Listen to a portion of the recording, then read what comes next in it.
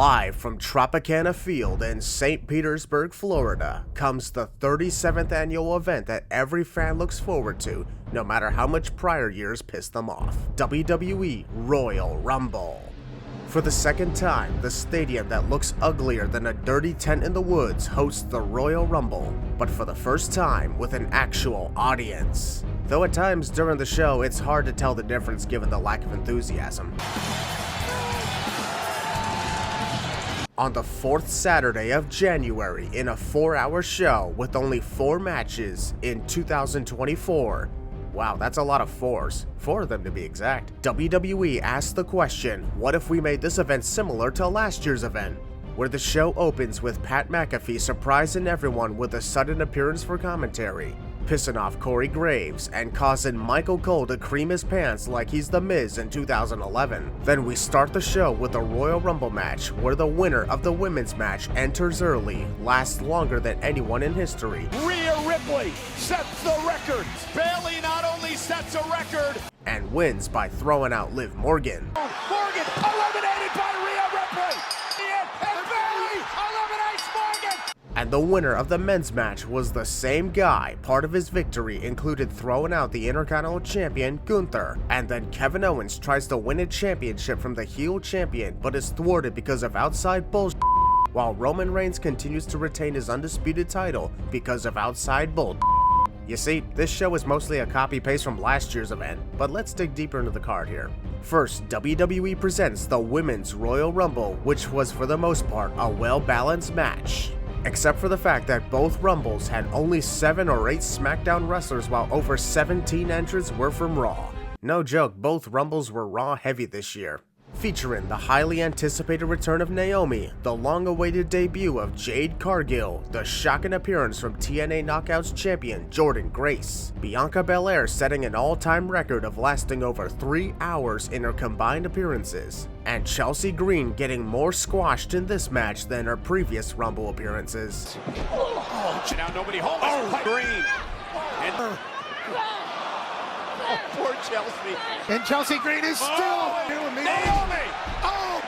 And after Bayley secures a long overdue Royal Rumble victory, Roman Reigns defends his never-ending title reign in a fatal 4-way against Randy Orton, a veteran who always seems to fall for the outside interference trying to distract him. Randy, focus on Roman.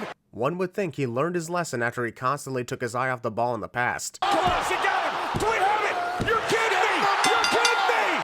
AJ Styles, who makes it obvious that he doesn't want to be with the OC, and yet it somehow doesn't even register to them. You good? I don't know. Are we?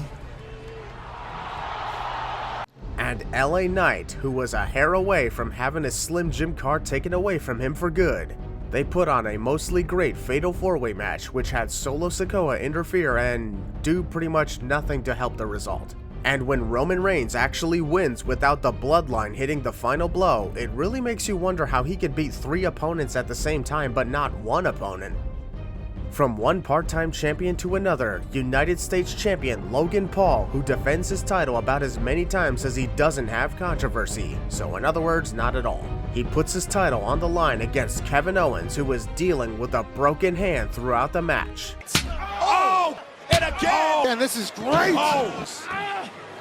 Hall of Famer Antonio Inoki. Tremendous strategy now trying to... Except when he's not. Kevin Owens has loaded up. Wait, how did the brass knucks not cause Kevin Owens to re-injure his hand that was targeted the whole match? And then prepare for the highly anticipated Men's Royal Rumble match. But only because the internet wrestling community was overdosing their excitements with expectations of massive names like The Rock, Kazuchika Okada, and MJF. And instead got Omos, Pat McAfee, and Sami Zayn in the number 30 spot. I mean, it could have been worse. You could have been overhyping yourself all just to get this in the end. The big dog! But even with everyone pouting about how the names they wanted didn't show up, the Men's Royal Rumble was the most story-driven Rumble match of all time. Featuring over 15 different storylines being built up over the course of the last 2 months, the big return of Andrade, great NXT performances from Carmelo Hayes and Braun Breaker, and R-Truth simply being R-Truth, especially earlier in the women's match. And you cannot forget about the long-awaited return to the ring of CM Punk, who everyone turned into this year's Daniel Bryan from 2015. CM Punk and Cody Rhodes make it to the final two and put on a very slow and terribly paced performance like they're the Tampa Bay Rays on a normal day in Tropicana Field. Oops. Culminating with Cody Rhodes winning his second consecutive Royal Rumble match, which would have been a surprise had WWE not put it in their yearly by the numbers hype-up video while completely ignoring when anybody else had the chance to win 2 in a row. Starring the never-ending story, the other never-ending story, taking L's all night long, John Cena, RK Nope. Will you stop staring at me all the time? The Muffin Man. Hated in AEW but suddenly loved in WWE? Cody Rhodes 2.0? Michael Cole's creepy erection for antlers. Yes! Yes! Yes! Braun Lesnar. No, seriously. Even the Great Khali had something to do every now and then. Mr. Money in the Bank in the Rumble is somehow a problem to the internet now.